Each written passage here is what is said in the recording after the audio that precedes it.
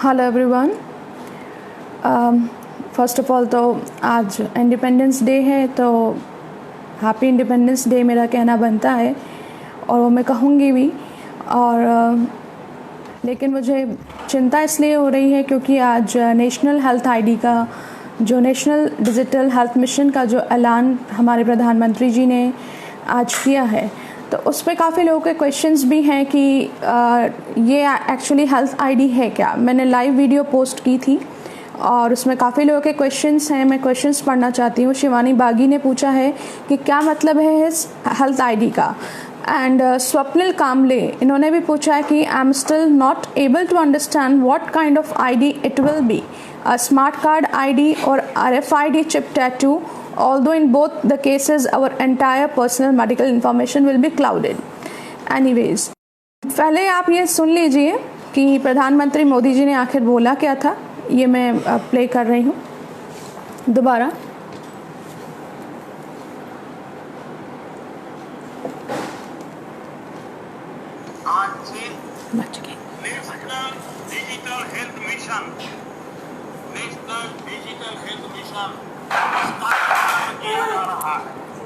भारत के health sector में एक नई क्रांति ले आएगा।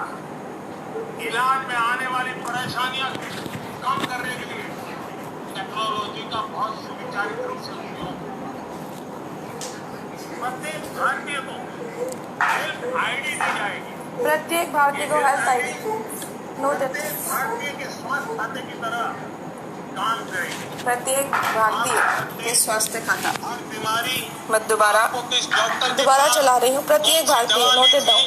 उनका क्या डायग्नोसिस था, कब दी थी, आपकी हर टेस्ट, हर बीमारी, आपको किस डॉक्टर के पास कौन सी दवा ली थी, उनका क्या डायग्नोसिस आएगा। दोबारा सुनिए। प्रत्येक भारतीय को आने वाली परेशानियां कम करने के लिए टेक्नोलॉजी का बहुत सुविचारित रूप से उपयोग होगा।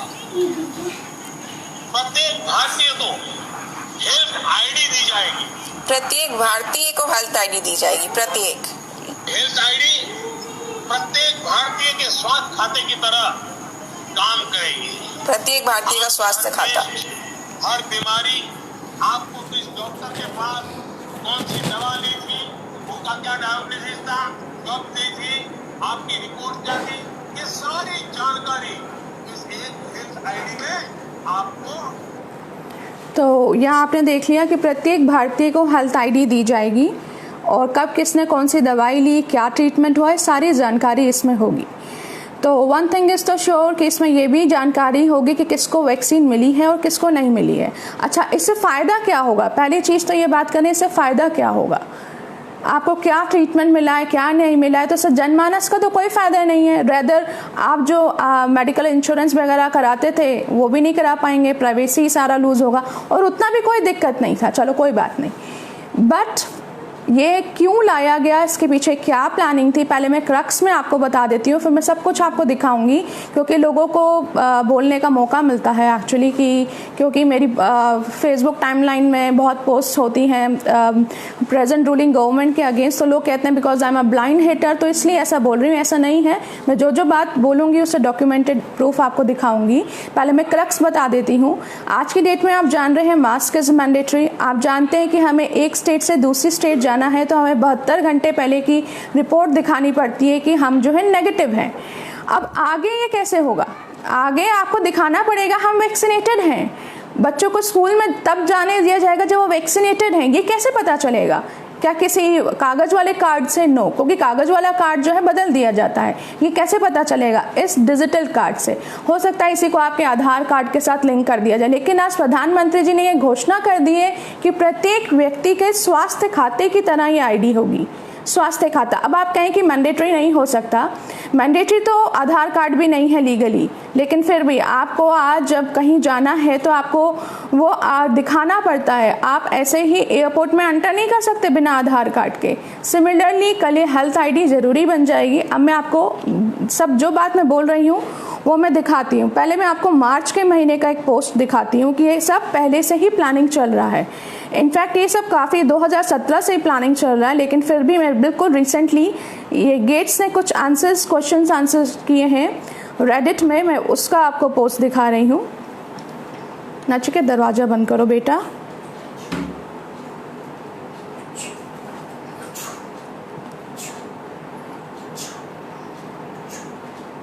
यस,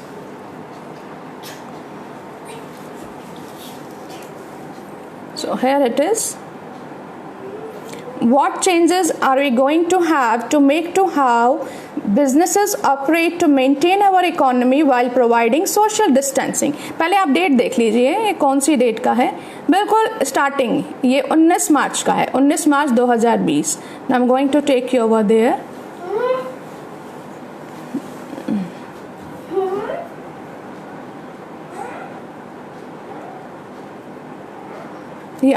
तो ये क्वेश्चन आपने पढ़ा, दोबारा देख लीजिए। What changes are we going to have to make to how businesses operate to maintain our economy while providing social distancing. इसका हिंदी मतलब भी मैं करती जा रही हूँ।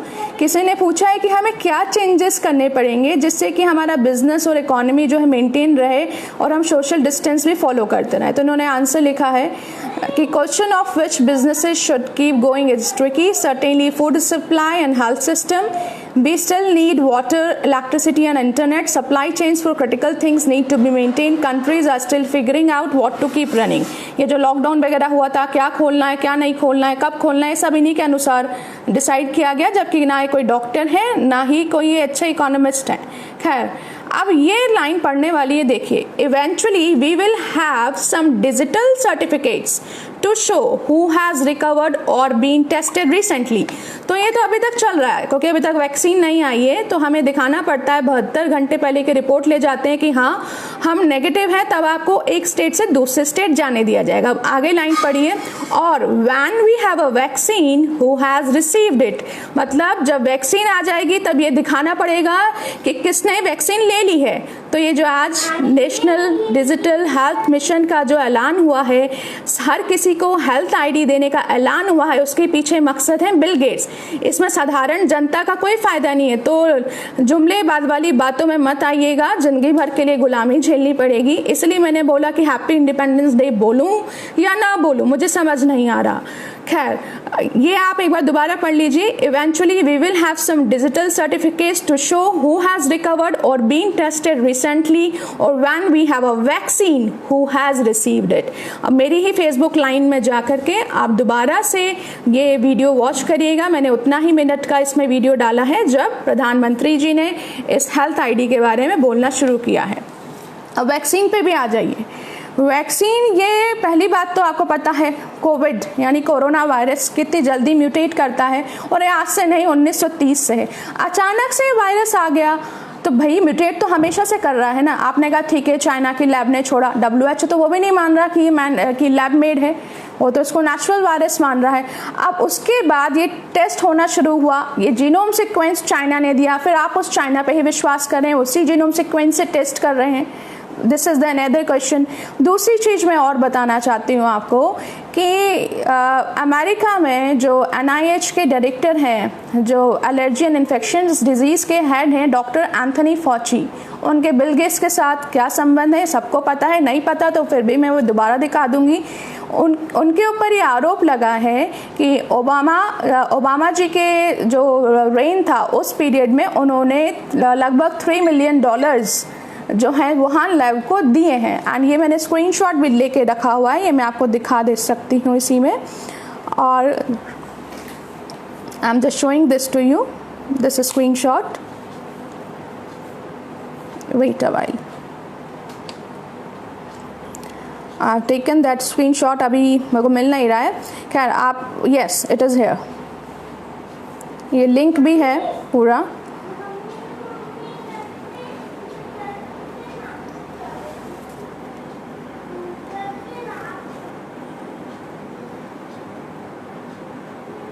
This is the link.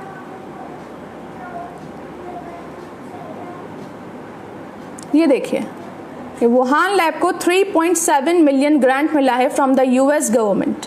आप यहाँ देख सकते हैं, लिंक मैं वीडियो ख़त्म होने के बाद शेयर कर दूंगी आपको।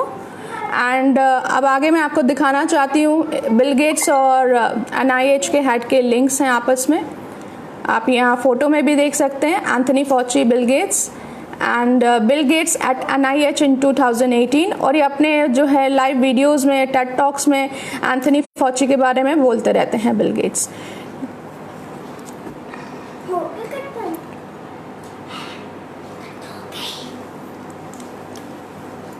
Wait a while, I'm just showing you more. Nachiket, please don't disturb me, बेटा। Now इसी का बात इन्होंने जो नेशनल एजुकेशन पॉलिसी आई है 2020, उसमें भी इन्होंने 100% इम्यूनाइजेशन का जिक्र किया है। आई एम सॉरी, थोड़ा वीडियो डिस्टर्ब रहेगा क्योंकि मेरा बेटा आज घर पे है। I am just showing this to you again. तो देखिए कितनी अच्छे तरीके से इन लोगों ने, नेशनल एजुकेशन पॉलिसी है, आपको गूगल में भी पूरा PDF मिल सकता है। आप ये लाइन देखिए, इसमें नेशनल एजुकेशन पॉलिसी 2020 में health checkups specially for 100% immunisation in schools and health cards will be issued to monitor the same. तो ये भी आपने देख लिया, मतलब बच्चों को स्कूल तब तक नहीं खुलेगा जब तक वो उनको वैक्सीनेशंस ना लग जाए। And these will be mandatory. Now what will you do? और हम शुरुआती दौर से हम लोग इस बात के लिए आवाज़ उठा रहे हैं। जब वैक्सीन नहीं आई थी, बिल गेट्स के लिए बोल रहे थे हम, आप लोगों ने कहा बिल गेट्स जो कर रहा है अमेरिका में कर रहा है ना, यहाँ तो कुछ नहीं कर रहा।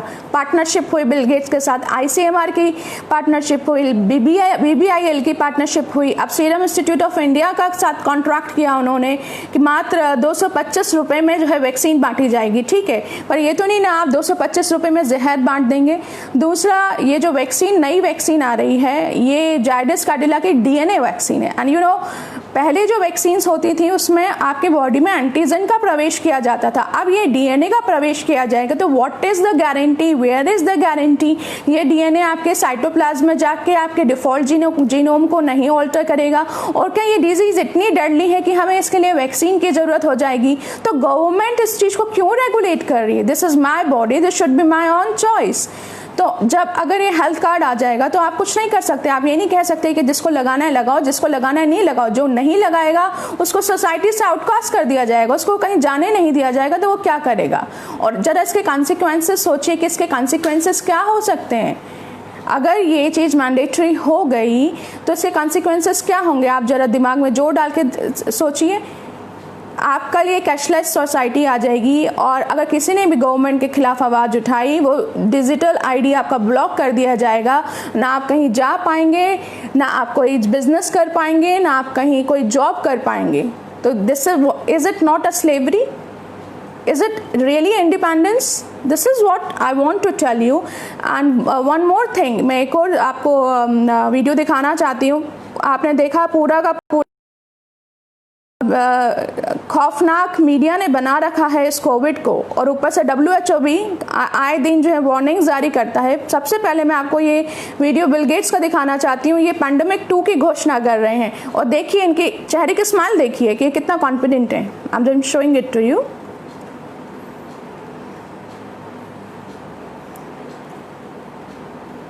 Actually, my phone is too much hanged. Yeah.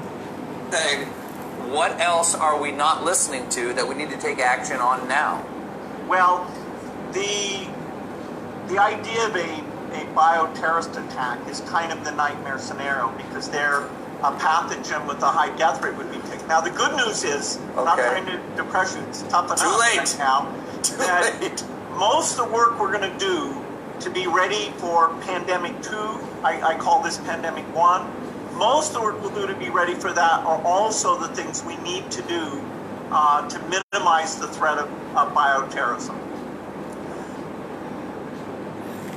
तो आपने देखा यहाँ पे इन्होंने किस तरीके से बोला पैंडेमिक 2, मतलब इन्हें पहले से पता रहता है। He is always smiling. और जैसे कि वैक्सीन सक्सेसफुल होंगी, पहले से ही ये सब वैक्सीन वगैरह सब जो है पेटेंट हो चुकी हैं। It's not a new thing. अब सबको ये लगेगा तो ऑलरेडी इतने अमीर आदमी हैं, इनको क्या मतलब है कि और पैसा कमाने की इनको क्या होगी? ठीक है, अमीर हैं, बट यू नो कोई कंट्रोल फ्रीक भी होता है। अगर आपने नहीं पढ़ा है कंट्रोल फ्रीक, तो साइकोलॉजी में पढ़िएगा कि कंट्रोल फ्रीक क्या होता है। तो सत्ता का, डोमिनेंस का शौक हर किसी को, दूसरा, काफ़ी लोग पूछते हैं कि मोदी जी ऐसा क्यों करेंगे, वो क्यों अपनी पॉपुलैरिटी कम करेंगे। ऑफ कोर्स कोई नहीं करेगा, बट ये तो एक डिजिटल डिक्टेटरशिप की शुरुआत है और हर कोई ये तो चाहेंगे ना कि मेरा जो परपेचुइटी हमेशा बनी रहे। कैन यू इमेजिन कि ऐसे में क्या इलेक्शंस कैसे हो पाएंगे? या आप आज हम लोग हिंदू मुस्लिम करके डरते हैं कि ठीक है कोई मुस्लिम, अक्सर मैं जो लोगों से सुनती हूँ यही सुनती हूँ कि नहीं आप जो हैं गलत कर रहे हैं, आप हिंदू हैं तो आपको बीजेपी को वोट करना चाहिए। रैदर मैं तो अब बीजेपी नहीं, अब मैं मोदी और शाह जी की ही पार्टी इसको बोलती हूँ, क्योंकि मैं नहीं मानती कि अभी बीजेपी पार्टी रह गई है। तो सब लोग मुझसे यही कहते हैं आप हिंदू हैं तो अपने हिंदू के लिए सोचिए, आप गलत कर रही हैं। तो ठीक है, आप हिंदू मुस्लिम सोच के आप वोट दे रहे हैं। आप ये देखिए कोई भी एम्प्लॉयमेंट सारी ख़त्म हो चुकी है, प्राइवेटाइजेशन होता जा रहा है। मैं ये कहूँगी कि इग्नोरेंस इज ब्लिस। आपको जैसा पढ़ाया जा रहा है आप वो पढ़ रहे हैं, आपको दिख नहीं रहा कि एक्चुअल में हो क्या रहा है। हमारा जो कंट्री है वो मिक्स्ड इकोनॉमी से, सोशलिस्ट इकोनॉमी से कैपिटलिस्ट इकोनॉमी की तरफ बढ़ रहा है। हर चीज़ प्राइवेटाइज होती जा रही है। अभी मैं कुछ दिनों पहले देख रही थी कि पुलिस डिपार्टमेंट में भी आउटसोर्स कर रहे हैं। पेरिनियल नेचर ऑफ पोस्ट को आप किस तरीके से आउटसोर्स कर सकते हैं? तो वो वेलफेयर स्टेट का जो स्ट्रक्चर था हमारे कॉन्स्टिट्यूशन का, उसको आप ऐसे ही खत्म किए जा रहे हैं। आधार कार्ड लीगली मैंडेटरी नहीं है, बट आपने इंस्टीट्यूशनली मैंडेटरी कर दिया। अब ये वैक्सीनेशंस को भी आप मैंडेटरी करेंगे। और अगर ठीक है Aadhaar card is a different thing, but ये हेल्थ का मामला है। मेरे को तो नहीं लग रहा कि मैं अपने बच्चे को मैं DNA वैक्सीन लगाऊं। मुझे तो भरोसा ही नहीं है वैक्सीन पे। जब मैं ऐसे ही ठीक हूँ तो मुझे वैक्सीन की क्या ज़रूरत है? तो ऐसी कंडीशन में मैं क्या आवाज़ उठा सकती हूँ? क्या मैं अपने बच्चे को कल स्कूल में नहीं पढ़ाऊंगी? खैर आप आगे कंसिक्वेंसेस देखिए, यही होगा। लेकिन वेट एंड वॉच कब तक करेंगे हम लोग? और हम लोगों को भी आकर के इन्होंने ऐलान कर दिया, बट कोई प्रेस कॉन्फ्रेंस करते, कुछ बताते किस तरीके का होगा, क्या प्रोज एंड कॉन्स होंगे। सिर्फ ऐलान कर देना ही एकमात्र हल नहीं है। और दूसरी चीज़ और मैं आपसे बताना चाहती हूँ, आप एक बार ये वीडियो देखिए। कुछ टाइम पहले इन्होंने 2-3 बार जो है WHO के जो DG थे, सॉरी बीच में कॉल आ रही है, I can not receive your call. WHO के जो DG हैं टेड्रोस, उन्होंने कुछ टाइम पहले क्या बल्कि 2-3 बार ये बात बोल दी है कि हम ओल्ड नॉर्मल में बैक नहीं जा पाएंगे। और हमको ये न्यू नॉर्मल हमेशा, I don't know why he is calling me again and again somebody. Please टी उमंग जी अभी मत कॉल कीजिए, मैं लाइव वीडियो में हूँ, मुझे दिक्कत हो रही है। हाँ, और WHO के चीफ की आप ये वीडियो आप देखिए तो आपको समझ आएगा कि किस तरीके से सब कुछ जो है पूरा प्री प्लान है। I am just showing it to you, please don't call in between. Their citizens and roll out a comprehensive strategy focused on suppressing transmission and saving lives. If populations do not follow the basic public health principles of physical distancing, hand washing, wearing masks, cutting etiquette, and staying at home when sick, if the basics aren't followed, there is only one way this pandemic is going to go. It's going to get worse and worse and worse. ध्यान से सुनिए, it's going to get worse and worse and worse. There will be no return to the old normal for the foreseeable future. देख लिया आपने, there will be no return to old normal in the foreseeable future. And what he is saying कि it is going to get worse and worse and worse. अब WHO के chief ये बात कर रहे हैं कि आपको लग रहा है कि पैंडेमिक वर्स हो रही है? सिर्फ एक डाटा के बलबूते पे आपको जो दिखाया जा रहा है। ठीक है आंकड़े बढ़ रहे हैं तो उसमें कौन सी बड़ी बात है? 5 करोड़ जो है एक्यूट रेस्पिरेटरी इन्फेक्शन के केसेस हर साल रिकॉर्ड होते हैं। 12 लाख लोग हर साल जो है रेस्पिरेटरी इन्फेक्शन से मरते हैं। तो ये कोई बहुत बड़ी चीज़ नहीं है। एंड दूसरी चीज़, ये पैंडेमिक इसलिए भी वर्स नहीं हो रही, मैं आपको बता दूँ, केस फर्टेलिटी रेट दिन प्रतिदिन जो है घटती जा रही है। और कुछ लोग कहते हैं कि आप कहाँ से डाटा लाते हैं? It's very easy, is not that tough. Case fertility rate आप लोग खुद भी निकाल सकते हैं। आपके पास जितने total number of confirm cases हैं उनको रखना है, जो टोटल नंबर ऑफ डेथ्स हैं वो total number of deaths divided by total number of confirm cases into 100 करेंगे तो केस फर्टेलिटी रेट निकल जाती है। और आज की डेट में केस फर्टेलिटी रेट 1.94% आ चुकी है, जबकि इनिशियली केस फर्टेलिटी रेट 3.5% थी। और केस रिकवरी रेट दिन प्रतिदिन बढ़ रही है। आज की डेट में case recovery rate 71 point something आ चुकी है, मतलब 71% आ चुकी है। और केस रिकवरी रेट निकालने का भी सेम फॉर्मूला है, simple formula, total number of recovered persons divided by total number of confirm cases. जो मेन स्ट्रीम मीडिया है वो तो आपको ये भी नहीं दिखाती है कि किस तरीके से आंकड़े पढ़े जाने चाहिए। और जस्ट आप लोगों की तसल्ली के लिए मैं हैशटैग ईज कोरोनाफोबिया से अपने फेसबुक टाइमलाइन में डालती रहती हूँ पोस्ट कि कितना केस रिकवरी बढ़ा है और कितना केस फैटेलिटी रेट घटा है। और शुरुआत से भी मैंने डाल रखे हैं, फिलहाल मैं जुलाई के महीने का ही आपको दिखा रही हूँ। और ये आप देखिए, आप देख सकते हैं 25 जुलाई को केस रिकवरी रेट 64% था, केस फैटेलिटी रेट 2.31% थी। 30 जुलाई को 64.8% केस रिकवरी रेट बढ़ी और केस फैटेलिटी रेट 2.18% हो गई। और 1 अगस्त को केस फैटेलिटी रेट बढ़ गई 65.4% और केस फैटेलिटी रेट और घट गई 2.13%। 4 अगस्त को ये 67.2% हो गई है केस रिकवरी रेट और केस फैटेलिटी रेट 2%। और 11 अगस्त को 70.3% और केस फैटेलिटी रेट गिर के 1.98% हो गई। आज की आप निकालेंगे, मैंने यहाँ लिखी नहीं हुई है पर मैंने निकाल रखी है। जो आज की केस रिकवरी रेट है वो 71% है, यानी कि 70 से 71 हो चुकी है। और जो केस फैटेलिटी रेट है वो 1.98% से 1.94% आ चुकी है। तो WHO के DG को आपने कहते सुना कि pandemic is getting worse and worse and worse. Is it really getting worse? Do you think so? Is it really getting worse? No, क्योंकि मेन स्ट्रीम मीडिया आपको ये दिखाता नहीं। अब आप सोचेंगे मेन स्ट्रीम मीडिया क्यों नहीं दिखाते? क्योंकि ये सब प्लान जो है बहुत पहले से इन्होंने जो है बहुत योजनाबद्ध तरीके से पूरा जो पब्लिक प्लेटफॉर्म, पूरा सोशल मीडिया प्लेटफॉर्म, पूरा इलेक्ट्रॉनिक मीडिया प्लेटफॉर्म के साथ पूरा इन्होंने पूरा गठबंधन कर रखा है। और उसका एक वीडियो का कुछ अंश है मेरे पास, मैंने क्लिपिंग ले रखी है, बहुत लंबी वीडियो है इवेंट 201 की, बट मैंने वही क्लिपिंग ले रखी है और मैं आपको वो दिखाना चाहती हूँ। You just have to wait. I'm just scrolling it down where it is. Yeah, it's here. I'm going to show you that. Countries are reacting in different ways as to how best to manage I'm just going to take you over the question directly. In some cases, limited internet shutdowns are being implemented to quell panic. Question सुनिएगा. Control of information should there be, and by whom? And how can false information be effectively challenged? And what if that false information is coming from companies or from governments? We're at a moment where Yes, I'm just stopping it here. इन्होंने पूछा है कि ये जो false information, मतलब इसको false information बोल रहे हैं कि जो इनका पूरा का पूरा भांडा फोड़ करे, तो इस false information को कैसे कंट्रोल किया जाए और किससे ये इन्फॉर्मेशन आनी चाहिए, नहीं आनी चाहिए, इस बारे में पूरा डिस्कशन चल रहा है। और आप सुनिए आगे। Media platforms have to step forward and recognize the moment to assert that they're a technology platform and not a broadcaster is over. They in fact have to be a participant in broadcasting accurate information and partnering with the scientific and health communities to counterweight, if not flood the zone of accurate information, because to try to put the genie back in the bottle of the misinformation and disinformation is nigh impossible. One thing we haven't spoken about. Yeah, तो आपने यहाँ पे सुना इन्होंने क्या बोला, to put the genie back into the bottle of misinformation और disinformation, and इन्होंने ये बात भी बोली कि हम लोगों को जो है साइंटिफिक जो साइंटिफिक हेल्थ इंस्टीट्यूशंस हैं उनके साथ भी हमें जो है साझेदारी करनी पड़ेगी। तो ये सब कुछ इन लोगों ने पूरा अच्छे तरीके से प्लानिंग किया हुआ है पीछे में, क्योंकि लाइव वीडियोस देखती हूँ बट वो मैंने अभी यहाँ कलेक्ट नहीं कर रखा है।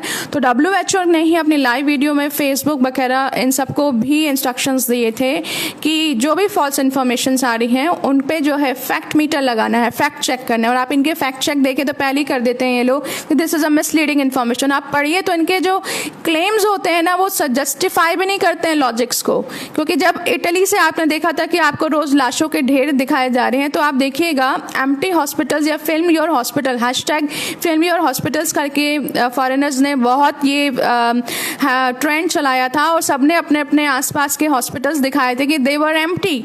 एंड उस पर जब भी हम लोग शेयर करते थे फेसबुक पे तो एक वार्निंग आ जाती थी कि this is the false information. और जब आप पढ़िएगा उनके क्लेम्स तो उसमें ये लिखा होता था कि ये इन्फॉर्मेशन जो है फॉल्स नहीं है, सॉरी ये इन्फॉर्मेशन ऐसा नहीं है कि अगर हॉस्पिटल एम्प्टी है तो हॉस्पिटल एम्प्टी होने का मतलब मतलब ये नहीं है कि पैंडमिक जो है फॉल्स है।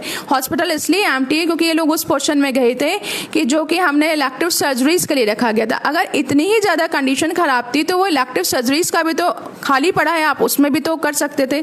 तो ये कोशिशें लोगों ने बहुत की हैं, बट फॉल्स इन्फॉर्मेशन करके, फैक्ट चेक करके ये लोग जो हैं वो इन्फॉर्मेशन लोगों तक पहुँचना ही नहीं देना चाहते हैं। एंड आप इसी वीडियो को आगे और कंटिन्यूटी में देखिए। I'm wondering whether it's time to talk about this is a step up from the part of the governments on enforcement actions against fake news. ये देखिए, आपने यहाँ सुना होगा step up by the part of the government for enforced action against the fake news. तो ये आपने सुन लिया। तो यही हमारे गवर्नमेंट्स भी आजकल कर रही है। I'm just putting it here. So and one more thing मुझे और भी जो बताना था आपको, मैंने पैंडेमिक 2 के बारे में आपको बता दिया। WHO